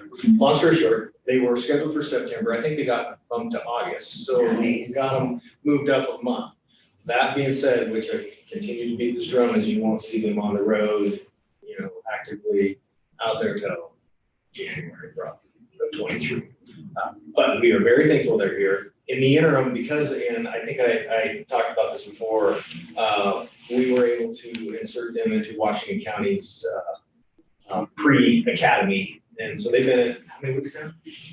So they got a few more weeks to go. It's just great. I think they're great building blocks for them. They're going to go into the academy and become rock stars because they're going to have a huge base that they've already built. And then the FTEP program, hopefully they'll just fly right through. I know they're going to. So it'll be really exciting to have them out. And then I think next week we're going to meet our third. I say we, you, city council, because or in 2 weeks he'll be introduced. We have our third that's on board, and then our fourth will be higher start this Monday. So pretty exciting news. I mean, we're getting there. Obviously, we still got a ways to go before they'll be out there and on the road. But And Preston's already on. Preston, yes. Well, he is in FTEP. So Preston is the lateral from Woodburn. So probably 2 months, you'll see him probably out on his own, but he's working currently. Good stuff. So I just want to segue just to make sure that they got introduced and just, like I said, that you guys get to meet them, put a face to them, and hopefully you'll see them out here maybe this summer, some of the events as well as they have opportunity to get out and work. Okay, back to the charts. Yeah. This is the only anything they get, right? We have a good time. What are you talking about, Kim? I'm just thinking if they are working today, I'm just thinking of our staff. Fair. Who can't? Look how young they are. You and I would be leave the home in bed. We're getting them ready for graveyard. I don't know. You said how old he was. He's ready for that. Yeah. Oh, that's, I mean, my nighttime alarm just went off, just to be honest. Ty, I'll back you up, 9 PM routine, because 9 PM It's is the absolute latest bedtime. perfect. Wish I could do that. Yeah, that's kind of my. Okay. So I just wanted to pull some raw data that we had just concerning just several of the things that Kevin's been talking about. Just our numbers and where we're, oh my gosh. Already. Yes. Stop hitting I know. buttons. Where we're at and just some of the challenges that we're facing, obviously, here in Sherwood on the outskirts of the county. So as you can see right there, our calls for service, and I go back to 19 because that's probably the best benchmark, because again, our normal year, obviously 2020 and 2021 have some anomalies with calls for service, but if you can see in the calls for service, they've stayed pretty steady. Calls for service are people that have picked up the phone and called Washington County Dispatch, 911 or non-emergency or both? either or. Okay, Uh, and not Washington County, Arkansas. No, well, we've had a couple of those calls, but the green that you can see is our self-initiated. So in 19, 18, 17, almost Chief growth would do the prior years, I know that's, almost identical to 19. So I didn't really have any reason to go back other than you can see that we were active, extremely active, proactively out there contacting people, out there patrolling, and 2020 came, pandemic came, we shut everything down. I mean, we shut and limited our contact with the public, our responses. I mean, we did a lot of phone reporting. So we try to mitigate and control our exposures out there. So that's why that green number is significantly lower. But like I said, wait, so in 2019, you would be out, say, walking in Old Town and someone would tell you something and you would have them call, say, non-emergency and report it, and that's partly why this was so big, because there was proactive policing. no, if they make contact with us, they'd call 911 essentially. So that would be that wouldn't be blue, that would be green. That's what I'm saying. Self-initiated is, I see you shooting up in the corner and I'm gonna come talk to you. 911 wasn't involved. No, there's no, you didn't call 911, I found you doing something naughty. Or driving drunk, or. Like, Or like what options are. You're either. So I'm either drinking or drugging, that's my option. Or like it wasn't a call. Or they drove by and saw you under the car getting the catalytic converter. There we go. That's- J1. We don't know what that is. The green part also is our traffic enforcement component. So that's us actively out there making traffic stops. Oh, well, That is everyone's something. Nobody's driving. So obviously that had that steep Okay. decline in 20, but the calls for service had been steadfast, 19, 20, and 21. So regardless of what was going on, people were still in need of our services at the same level in 19, in 2021 as they were in 19. So we were still pretty busy and actively responding to those things. Same types of service or Yes. different? No, it was all the same things, domestic violence, the burglaries, all the things that we have been dealing with historically. None of that had changed. And not all of a sudden disproportionate one over the other. Surprisingly, I thought maybe we'd see higher numbers of domestic violence and those kind of things, just because you're at home with your spouse, but. Same type. We just don't afford it. Cause you have to keep living that way. I'm telling you now. Okay. As you can see here, again, pretty steady across the board in those 3 years with priority 1s and 2s. I love those together because those are calls where we can be there now. It's active. It's something that it's priority 1 would be like a fight, somebody's being stabbed, somebody's being, domestic violence call. Priority two would be probably a burden in progress, something along that where it's active and it's hot right now, so we're gonna go as quickly as we can. Priority threes are gonna be like, oh, well, it was cold. Our house was just burned and the guy just ran out the back door and this was, 30 minutes ago. We don't necessarily need to get there in 2 minutes or 4 minutes. So We're what, gonna get there, but it's not gonna be lights and sirens and craziness. so because we're live streaming on YouTube and because policing in America is a big deal, you said domestic violence is a priority one. Can you give a couple other examples? Robbery. Active robbery. Yeah, somebody's holding up a gas station. We had that this year. That would be a priority I mean, one. the threat to the school, obviously, was a priority one. Oh, that's like a threat 3 freaking million. What about, car accidents? Are those considered priority threes? So non-injury would not be. Non-injury, Injury, yeah, okay, those would be a priority one, priority two. because you I mean, need to go in. either way, we're gonna get there as quickly as we can. The rollover DUI that happened Unduly. on Dewey, priority one, I'm assuming. Probably, it depends on how it came out. Okay. It could have been, I mean, you know it's a DUI. no injury. Car's upside down, we have a Yeah, problem. I mean, we would have gotten there, yeah, car upside down, yes. Well, yeah, That would have been you it. blocked off both streets. I'm just saying, like, as a private citizen, I don't know these things. I don't expect most private citizens to know what falls under what priority, so to give them. Well, I give you these numbers because we're gonna talk a little bit about our response times and maybe that'll explain it a little better for you here. So then these are our response times for those calls for service. I don't know why that flipped there like that. All right, 3, 2, 1. yeah. Cause it's bigger, probably one of the, who knows? Yeah, Yeah, I hit a button. So again, in 2019, you can see on the far right now, our response times for priority ones,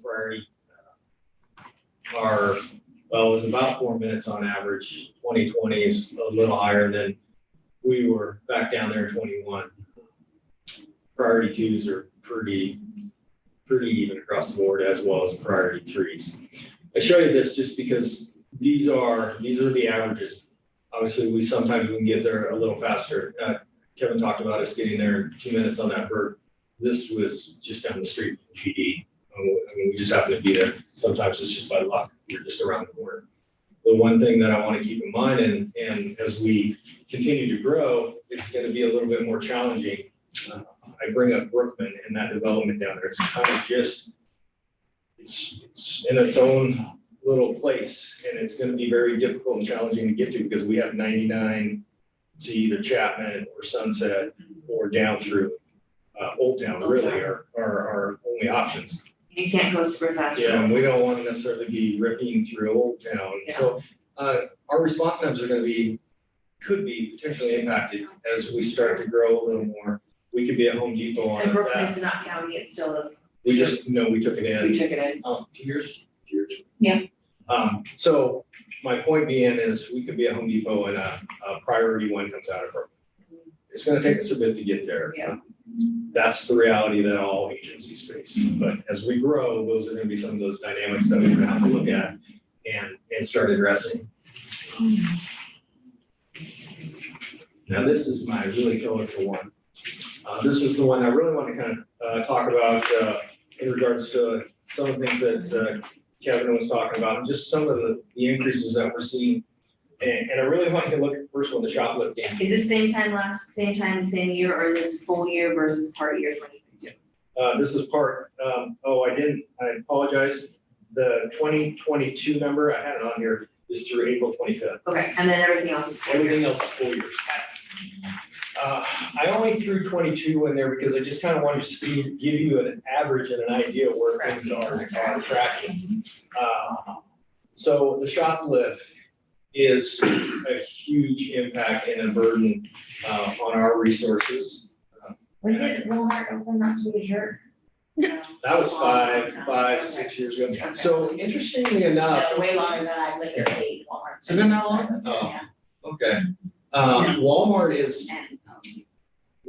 is, it's up there, but it's Target, Walmart, Home Depot, Kohl's, all of the All of retail. those, the big box retailers. There's, yeah, I can't say that Walmart is a resource drainer. As a matter of fact, Home Depot is probably one of our biggest.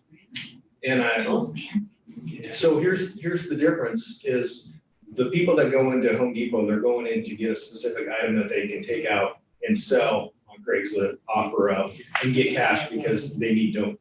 They need the dope money.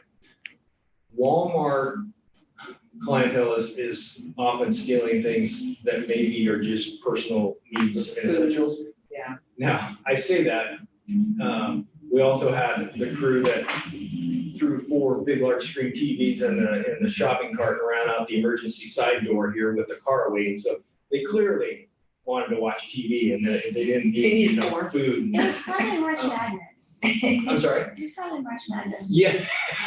No, I think that was back during Christmas time. So An interesting 2020 shoplifting went down. stores were closed. Closed. I Yeah. mean, the big, yeah.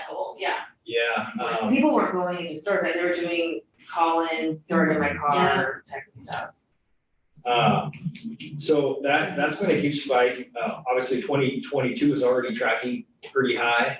We're gonna probably Reach that same. same number. I can tell you, right now on half the side of the week, there's only 2 officers on for graveyard. So from 8 o'clock at night till 6 in the morning, that's a shift. I say people, but those 2 that are working it are doing a fantastic job.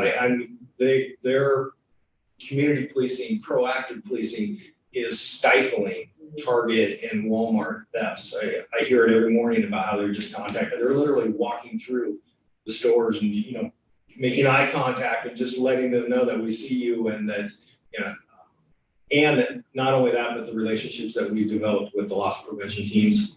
They're all willing to call and we have a lot of great relationships right now. So although those numbers are kind of awful to look at, I think they would be substantially higher if it wasn't for some of those things that we're doing to curb that. That second one there, vehicle theft. We're gonna have a problem. Stolen vehicles. A lot of people's in 2020, cars were just sitting unmoved. Yeah, I think we had, so 15 doesn't sound like a lot, but that's a lot. It's a lot. For here, because typically if they're not, and Kevin can attest to this, if they steal them from here to go to get somewhere. I mean, they're basically just for commuting. We should, charge them. So they'll come from Portland, and they got out here because they needed something for whatever reason. Because they come here to Walmart or to wherever, and then they'll steal the car to get back. That's usually what the process is. My truck being stolen was unique. That was a whole ring that stole this particular year and type of car for a specific purpose. And so, I mean, there are those out there, but a lot of these, like, the quick cars, need to get back to Portland or people outside needing to get to Sherwood. That's where you're seeing some of that. Obviously, theft from vehicle is right in line from there. They're breaking in and taking things. We've seen it a lot, and I will tell you that I wish I had a percentage. I should have got it, but it's significantly high outsiders. It's the crews that are coming. They're coming from Salem. They're coming from Portland. They're coming from Vancouver. They know that they can get out here. They're going to hit the nice Woodhavens and the nice suburbs and the nice places, and then they're going to move on. We're just in line because they go down 99, they hit Newburgh, they rip out to Westland. They're hitting everybody. We're not the only targeted community, but it's these groups that do it. So, and that's right in line with the unlawful entry into vehicles. This is one that I don't think we really captured the true impact of this. So you walk out on Monday morning and your dome light's on and your doors half ajar or just cracked. You're like, what the heck? And you look and the ashtray's tipped or guess they don't have I guess they don't have ashtrays anymore. You know, glove Well, box so open, my all plan your, was the middle thing was open, and I thought, I actually went inside and it was like, hey, child, were you rummaging in my car yesterday afternoon? And he's like, no. I'm like, okay, and then I didn't realize there, I had been one of those where you got the door handle jigglies. Until winter, and my gloves that were always there were not there. Because that day when I was like, oh, my gloves are missing, I was like, oh, knowing me, they're in the winter drawer and by the front door. Somebody stole your gloves. Someone stole my favorite pair of gloves, and That way I they did not, fingerprints. and I did not know it until 6 One. months later. perfect example, and you probably never called us. I did, Oh, wow. but I You would did. have. Here's why I called, because I do live in that neighborhood, and we, not officially, but one neighbor calls another, and my next door neighbor called, and she said, hey, just letting you know, my husband's truck was rummaged through last night, you might wanna just double check your cars. So of course, Matt with the stove, I'm like, hey, did you lock your car? He went out and locked it, and mine was unlocked. And Did you not? I didn't, and so You that didn't was. leave your wallet and your keys on the No, dash. but that was why I called, just because I knew On a that it had soft been top happening, and so I wanted to be able to say like, okay, I know it happened again here, So that we can track it, but to that but point, I didn't know anything was with taken. bring, people that have their own doorbells in the video, there was one guy that said he tried to submit video before because he had all 5 guys going down the street. This was a while back, over, Mhm. say, a year and a half, 2 years, actually, Doorbells more. just don't Yeah. catch them. But he had. They're not pointed at driveways usually. They're Yeah, he had good Yeah. evidence though, because he showed it to me at his house. How do they submit that to you? How do people? They can email the links, the ring system is really easy to do it. They Yeah. just, Yeah. but we've had them submitted quite a bit, and I've actually posted them of individuals walking the neighborhoods, checking doors and doing that, so, if there's ever a question or they're not sure, they can reach out to one of us and we can make sure that we get it. Yeah, I mean, if like flash they, drives too. or yeah, I something. mean, worst case scenario, if they need to just put it on a flash drive, but just, there's typically just a. Just bring it out. You There's can an email on the save it video. and do it email or text, because there'll be funny stuff on ours that we'll send through our family text stuff, you know? But Yeah. it's pretty easy to do. But Yeah, his was kids on lift you a, off. there's a and home you sit monitoring right. system, so he would have had to do a flash drive or something. The one thing I want to, I want to highlight with the UEMBs, the unlawful entries, because there's nothing that's been identified as being stolen. You walk out there, and you Yes, don't you realize just until 6 download months it. later that it's gone. And it doesn't get reported, but what they're doing now is they're going through and they're pulling out all your registration, your interest. They're literally just taking photos of it, and then they're out. This is why I don't carry that stuff. So, That's not good. well, they have not, they have your. Now they have your address and they Your can totally address do, and- they can do all sorts of. They can wonderful ship their things. Amazon packages to your address, I mean, they get pretty creative, so don't think just because nothing was ever taken from your vehicle that they didn't do anything. This is a little bit more of a sophisticated level, but it is out there happening. Your typical is the teenagers, young adults, just, I mean, when you see them on the Ring camera, they're just, you know. Where's the AirPods, where's the change, where's, Yeah, things like that. They've gotten so sophisticated now that they actually have those little magnetic boxes, so even if your car's locked, they'll walk up and, I don't know if they posted this one or not, they'll walk right up and they'll stick it right at your door, and it can defeat your lock. Not on all vehicles, but on enough of them that they carry And this. they'll probably know which ones they can, so. Well, they walk around and check them, even if Yeah. it's Ring or Arlo, you know, and so it's just, this statistic really, I don't think captures probably the true impact. Because sometimes it may be 6 months down the road and you're reporting a identity theft and you're wondering, how the heck did they get my info? If we won't, necessarily always know that could have been a source of it. maybe in this electronic day and age, we don't need to carry that stuff in our car. Yeah, You my, might lock my and insurance change. card's on my phone. Yeah, I photograph everything just so I have it. Theft from buildings, and then other thefts of like I always use other terms, just like yard art, things that are just. My garden gnomes. Garden gnomes, there was a rash of those here a number of years ago in Sherwood where they were stolen. But you see a common theme here, there's a lot of theft. My Kevin Barton reelected, it's all since gone, I don't know. But I can tell you, Ty got stolen. Did you see that, what I put on social media about that though? Yeah. Yeah, so, I don't wanna hijack you. No, it don't happen. Yeah, so about 2 weeks ago, we had, the family that owns the, food carts around Beaverton. If you guys have been there, they call it the food cartel. The food cartel, yeah. Yeah, just cute, but, it's the BG family, they own Beaverton Foods, so the street's BG Avenue, I think. So they, put up these large 4 foot by 4 foot, 4 foot by 8 foot, signs, right around the food cart, which is great. So like 2 weeks ago, they were missing. And we thought, no, someone stole them, and we just thought, what can we do? We'll never figure out who did it. I called a friend who's a Beaverton police officer who told me that there's no, surveillance. Yeah, there's in no that cameras area. around, Yeah. So, and then, boy, like 3 or 4 nights ago, I got a phone call from someone to say, hey, you should look on Instagram. So sure enough, on Instagram, the person who did it, videotaped themselves. Yeah. And ripping it down, crumpling it up. With his face in the video. What a dum-dum. Put them in the dumpster, folding up the big ones. So that happens. That happens. We rebooted ourselves. There's no crime, don't worry. Never. And is that gonna come across your desk then, that time? Well, it gets you to commit a crime against the DA. Right, it was like, that's Yeah. not smart. So that actually would typically go to the Beaverton Municipal Court. Beaverton is the only city in the county that they take their certain misdemeanor crimes and they have lawyers and judges and a courthouse in the city of Beaverton.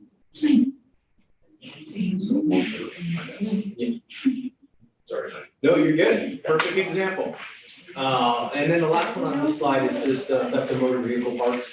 So this is a little different than theft of a vehicle or theft from a vehicle, because theft from a vehicle is going to be things that you've left in their shoes, your wallet. Theft of motor vehicle parts is going to be the stereo that's attached, the wheels, the catalytic converter, all those things. So again, 2021, pretty significant increases over the last couple of years. And as you can see right there, 2022 is already On track. tracking to exceed that.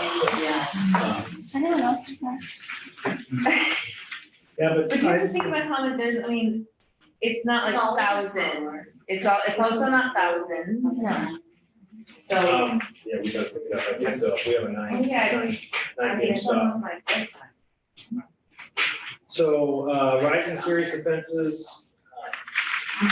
That just captures the robbery, burglaries, and the weapons laws. Difference between robbery and burglary, I should know this. So a robbery is gonna be a person crime where somebody's physically involved. So Got I show up, whether it's a business or a home, and I use or to have a weapon, and I'm demanding or taking something from you in that thing. A burglary is, somebody could be asleep and I slither into their house. There's no face-to-face Yeah, confrontation. or I'm breaking into a home that's not occupied, so yeah, so. Obviously burglaries, it looks like a really big bar, but the numbers, you're at 15, 19, and then 17 there last year, but we're at 8 already for this year. The robberies, this is the robbery that we had here, just not for 2022, is the robbery we had at the Shell or the 76 station or whatever. No, not 7-Eleven. Shell. Oh, that's 76. 76, I was gonna. By Hobby Lobby, yeah. Yes. Yeah. And then the weapons laws, those are anywhere from just people being found in possession of a weapon, like on a traffic stop, they're in their convicted felon in their car, and they get or gun in the car. So some of the scenarios such as that, or it's actually found on the person when they're being contacted. So 21 is pretty, number wise, it doesn't seem a lot, but it's. yeah, it's continuing to rise, unfortunately. And the last one, and this is one that I've been tracking a lot more because it's concerning to me.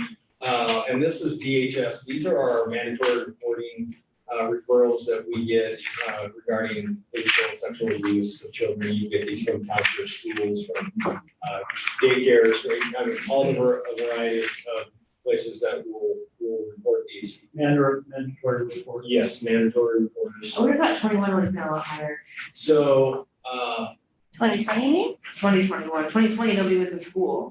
So the mandatory That's true, I couldn't reports, report. and there was no, like, I'm just surprised 21 was So- higher. Does this mean 307 total in 4 years? no, 430 some, and What's the 307? oh, I'm sorry.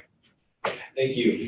That is just the number that they made. Kevin, do you know what the 307 came from? Yeah, I think these are the cross reports, right, to you Yes. by DHS. So if you are a mandatory reporter and you call DHS to say, hey, a child just told me that they have been abused or neglected, then DHS will take that report. They do what's called a cross report, where they alert the local police department and says, hey, this person is reporting that X happened. So I think this is referring to the number of reports you get from DHS Yes. in a given year. So it's called DHS 307. I don't know why it's called that, but that's what it is. That's it. Yeah, I'm sorry. I should have No, it's clarified that. That is not the total number. It's 430. Don't quote me on that. I do have the numbers. I It's just. a lot. I don't need a total, I was just wondering, like, is this, Yeah. like, you know, ballot measure 110, Yeah. DHS 307, it's just the name of it, fine. Some So this is names. physical abuse, sexual abuse, any sort of specific minor crime. abuse. Yes, with a minor. So as you can tell, 2020 was a little lower. That is simply because schools were closed. Because there's there's a lot of disclosures that are there. 2021 started to pick up again when we got back. We didn't have a full year of school in 2021, but it certainly was up there. And then we're on track as of April 25th at 60, about 65. No, because it's just school starting in September, so September. I bring this up because these are resource intensive. Every one of these things we have to physically look at. We have to determine whether or not we're going to investigate and what the level of the investigation is going to be. And sometimes they can take several weeks to conduct. Sometimes they're just an hour or two, depending on the level of the disclosure. So, but they keep us busy. These are kind of the behind the scenes that come in that you just don't see. But an officer's going to be in the middle of something else, and one of these will come in and we'll have a 24-hour response. They have these threat levels associated with them. So sometimes we have to quickly respond within 24 hours. Sometimes you have a 72-hour window. Sometimes you have a 5-day window, and it's all connected with the Department of Health Services, and we work with them. But my point again is that there's a lot of these calls that are coming in, and I'm guessing we'll see a continued rise in these. I can't remember what we hit in 2019, 160 some. I suspect that's where we'll be again. So. You just, in totality of what you're seeing and the impact it has on us on the patrol side and our responses to shoplifters, to thefts, to DHS calls for service, we're busy. And we're gonna continue to be busy, and even though we are the second safest city in the state, so our goal is to be number one. I think I challenge. Who's number one? Westland. Jokes. Yeah. It's just so hilly there that no one walks up. Yeah. Too much work. They're not reporting. Yeah, we've accused them of that. Yeah. I imagine, I'm not surprised. So, like I said, mine wasn't really cool and pretty like Kevin's, but I wanted to throw out some data so that we have a base point to start talking about. Because we were talking about this group really starting to address our needs and the impacts that we're seeing and what we can do collectively to get out there and message that and prioritize what services we really want to see from the police department and the priority to the community and how we start addressing those things. Do you think this leads to like another staffing study? I hate the idea of doing like a big study like what you had to do in 2015. We'll be doing that. But I think, like I'm sitting here going, we're basing new hires on 7-year-old document. Maybe we need to talk about the fact. That's in our council week, isn't it, for the next staff What extension? is Sherwood's, I know Beaverton's based on population, what's Sherwood's, staffing? Is it, We don't do per thousand, you know, 2,000? no. We base it a lot on all of these kind of numbers and really where we're, number one, where we feel we're maxed out capacity wise. The other thing I'll tell you, and Kevin didn't touch on this, is everything is technology driven. Every crime, I shouldn't say every crime, the majority of our crimes that we're investigating now have a nexus to a cell phone, a laptop, a computer, and we're having to write search warrant after search warrant, and we're having to now extract that data, and we're having to have specialized teams do it, and there's delays, and it makes it very complicated for us to complete investigations. And now you have to develop a specialized skill set just to do it. Maybe Kevin can talk about just the forensic lab real quick. Yeah, so we actually, the county has, this started maybe 4 years ago. We have it's called a digital forensics lab, so that when officers make an arrest and they gather the evidence, cell phone, computer, or thumb drive, or whatever it might be, somebody has to look at that. And so what had been happening before we had this countywide lab is each department, each police agency would have in-house expertise that would do it. So there was someone in Beaverton, there was someone in Hillsborough, there was someone in Tigard. There's a lot of duplication efforts there. And so what we tried to do is centralize all that in one spot so that we knew that the resource would never be able to match the need, but we could triage the level of kind of resource that we had to make sure that the most serious cases were getting those resources quickly. So now there's a countywide lab that's actually located in the DA's office or adjacent to it in the courthouse building, where we have these analysts who are trained to break into phones. So depending on what kind of phone you have, what iOS you have, how updated it is or it is not, sometimes we can get into phones, sometimes we can't, and there's all these tools. And it's basically a big race between the phone companies and the companies that make tools to get into phones. And every time Apple releases a new iOS, then there's a new tool to get into there, get search warrants to do it, et cetera. And it can make or break a case. Every crime has a technology component. The only question is, are we able to take advantage of that? So if you're driving, your phone is going to have some data about what you're doing in a day, where you're coming from, all that stuff. And we have a privacy interest that you're set with the needs. Yeah. I'm getting rid of my phone. Well, so then something else that this doesn't talk about, and maybe we can in another meeting, is there are crimes that are not in here that are much more horrible than theft, that have to be happening. Right? I mean, there are cyber crimes. I mean, Officer Wolfer's not gonna put out a PSA on, how sex offenders that are pedophiles are infiltrating Roblox to get kids to go to another platform and blackmail them. I mean, so there have to be other things happening too that are priority one that will need more staffing for eventually. And I think those conversations probably need to happen too. Not like there were X amount of these crimes in Sherwood, but acknowledging that they do happen, they can happen. I mean, whether it's a Middleton school threat or, the pedophile that's not getting reported because they're not actually physically touching a child, but they go to school and report it, doesn't mean it's not happening. So I'm just thinking like all those things will go into looking at, increasing, growing our department, basically. Yeah. We are only 6 minutes from when we're supposed to be out of here. So I want to be quick to move forward if you're. No, I'm good. Okay. We'll pick up on. I apologize. future meetings. We just have to be careful with our time. Real quick, do we have a quick report? We have time for a quick. Yes, I'll pare it down. You're awesome. Just a couple of things to highlight on.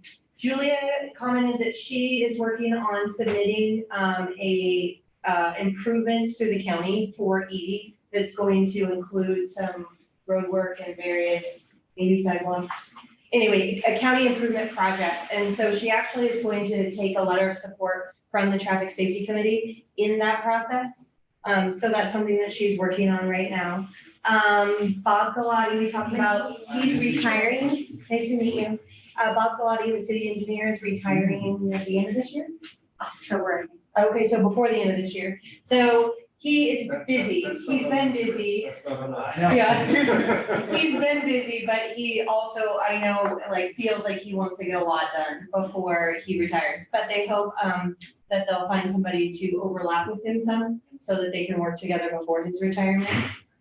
Because he just has a lot of things coming both from his day job, but also he takes a lot on from his traffic safety committee as well, just from those requests separately. So, and then, I mean, I'm not gonna go through some of the older stuff, but there's a lot of focus, of course, on the ED and the L word, traffic studies that he's done. So he actually just completed a report, and maybe you've already seen it. He just shared it with us, so we're supposed to talk about it at our next traffic safety committee meeting next week. So he has gathered all of his data from his traffic counts on those two roads and some of the findings that he found in certain areas, particularly along Edie. He sectioned it off into 4 sections, and he definitely found some speeding problems. So he's going to share that with us.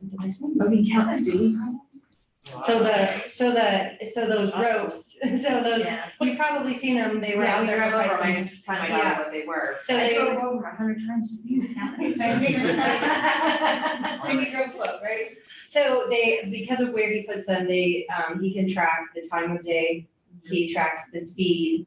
And Right, no, there's two, but they can't track my car. no, but so he's looking for during how fast you're going and at what time of day. Right. And how close to If the you give me your school. phone, we can track your car. Yeah. You can also track it on the GPS too, I mean, Can I ask you another question about that? So I called the county a while ago, a year ago, which is weird because I just called extension across the street.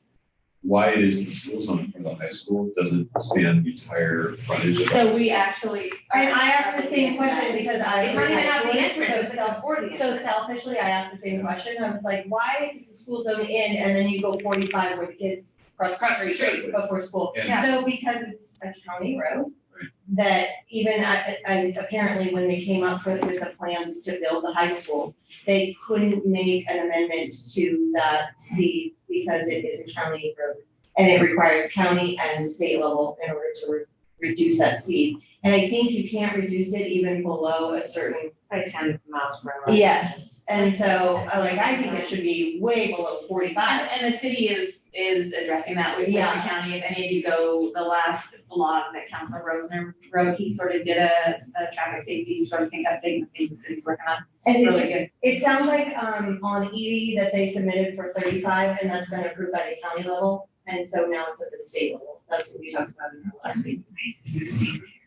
Yeah, someone's gonna get hit. Yes, And I'm and surprised somebody hasn't got. Well, the kids, they jaywalk and football. Oh, yeah. It's terrible. 45 is very fast. So it is 9:01. Do you have any council news you want to touch on? I had a whole list here, but all I will say is Julia has taken a position as city manager at the city of Staten, where our city manager just came from, so we'll be losing Julia. She has 2 weeks left, so we'll be hiring a new planning director, and I will, you don't need to know anything else on that, just unless you have questions for me, Appreciate that. because I know we have a citizen comment, we probably have to read. Yes, we do. So Yes, let's we have a get citizen citizen comment. comment? Yes. I know. That's exciting. That's good. All right.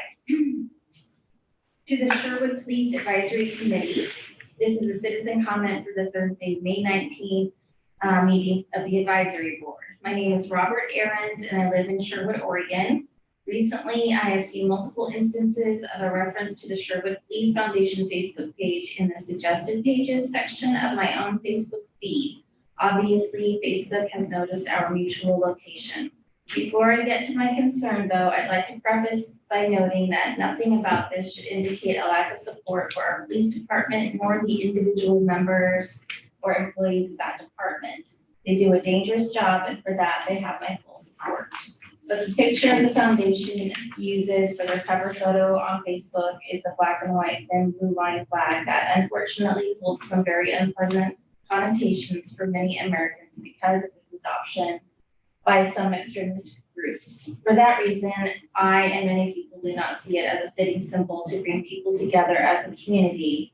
It is a cover photo for their page, and to have it appear on a suggested page section isn't comfortable for me to see. I believe it sends the wrong message to the public. I have urged the foundation to rethink their use of this symbol so our community can move forward without the division it can cause. I also urge the Sherwood Police Department to consider its own response to the use of it as well. Thank you for the opportunity to express my concern with this issue. Thank you very much. So as fast as I could. All right, we appreciate those citizen comments, keep them coming, We please. don't discuss them? And- Yeah, like, I wanna know what the process is, You like don't school discuss board, them, we we citizen comments. we hear it and then it's, And then somebody Okay. it does something with it or it doesn't. Okay, noted. All right, is there a motion to adjourn? Go ahead. I move we adjourn this meeting. I second. I was thinking All right, all in favor? Aye. All opposed? All right, this meeting is now adjourned. Thank you for your service this evening. Thank you, Kevin, again. and Thank you, Dad. Appreciate it. Have a good night, Mike. Good night. Thank you, Mike. Okay, so now Be I'm safe out there. curious why you have such a hard stop at night. This is the room.